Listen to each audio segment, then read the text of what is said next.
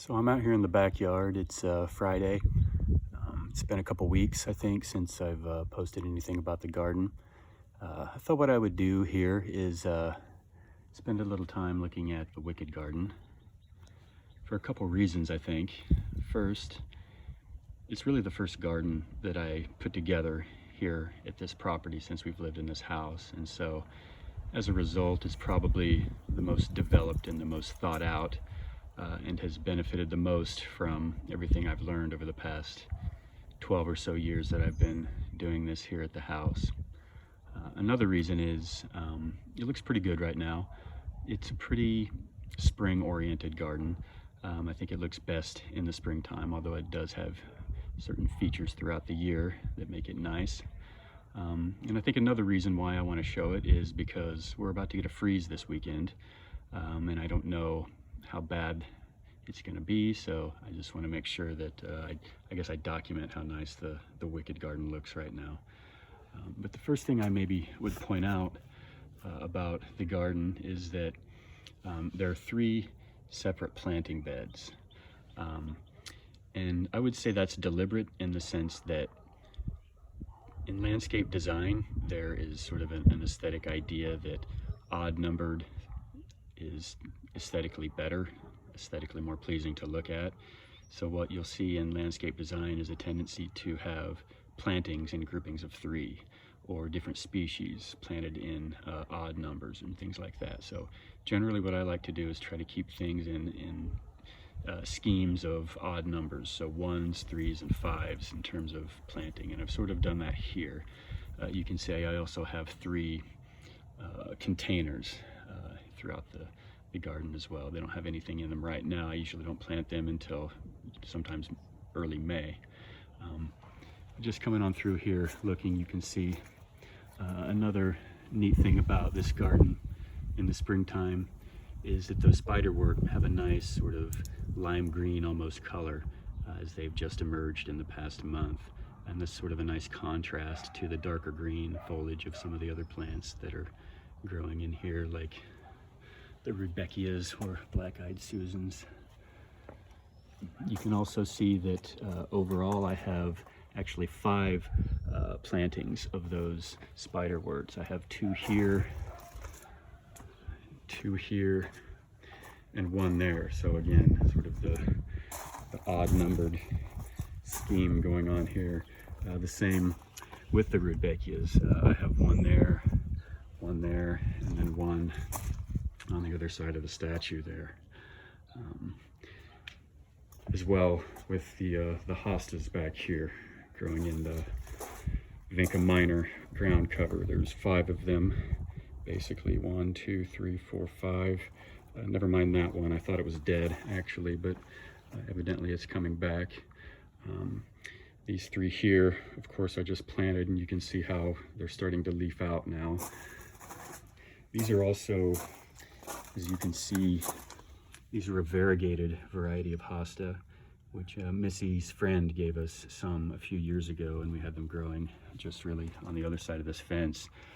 And it got pretty big, so I cut it up and divided it and moved them over here just this spring. And the idea of planting variegated hostas here instead of the solid colored one, which is growing there, is that this area here, while it's normally shade, it does get a couple hours of sun, usually pretty intense midday sun. And so you can see here, I think, actually, on this hosta, it already is getting sun scorch. And we're not even in, the middle of April yet. It's April 10th today. So those things are usually pretty fried by the end of the summer. That's why I thought it was dead, because the other ones I had here died as a result, and they were sort of overtainted by the vinca minors. So I'm going to see if having a variegated hosta here actually helps, because the variegated variety are supposed to be a little bit more sun tolerant, as are any variegated shade plant. The more variegation in the coloring, the more sun tolerant they tend to be. At least that's what I've learned over the years and what I've been told. See if there's anything else about the wicked garden that's worth mentioning. Yeah, so I haven't really noted, obviously, all the snakes in the garden. So I justify these in the sense that, yeah, so they deter birds and so on, but that's really only a half-truth. I tend to like to implicate Max in it as well, that they're his somehow, but the truth is they're mine, and I really just like to have them in the garden because they look cool. And also, if I'm being honest, you know, when I think about it, when I have someone come into the garden, especially this garden, obviously I want them to be impressed.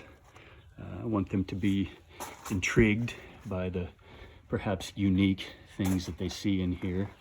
And if I'm being, again, perfectly honest, I suppose I want people to be a little bit fucking scared. Because after all, what is a wicked garden without a little bit of fear? Which can be pretty cool sometimes. One other thing I would point out too is that this plant right here, the bee balm, I just have one of these. Actually, it's supposed to get pretty big. Supposedly, it's supposed to turn into sort of a bush, so I would assume it's going to fill that whole area. I hope it doesn't crowd out the spiderwort. But so another idea, or I guess something I've learned over the years, is the blooms. When these different plants start to bloom, so these have sort of, as I said before, a bluish purple bloom. And of course the black-eyed Susans are yellow. And as anyone who's ever studied art knows, blue and purple, blue and yellow are on opposite ends of the color wheel. So you get that sort of contrasting effect, which is sometimes nice to look at. These will bloom red later in the summer, so I think that'll also add a nice little sort of aesthetic to it as well.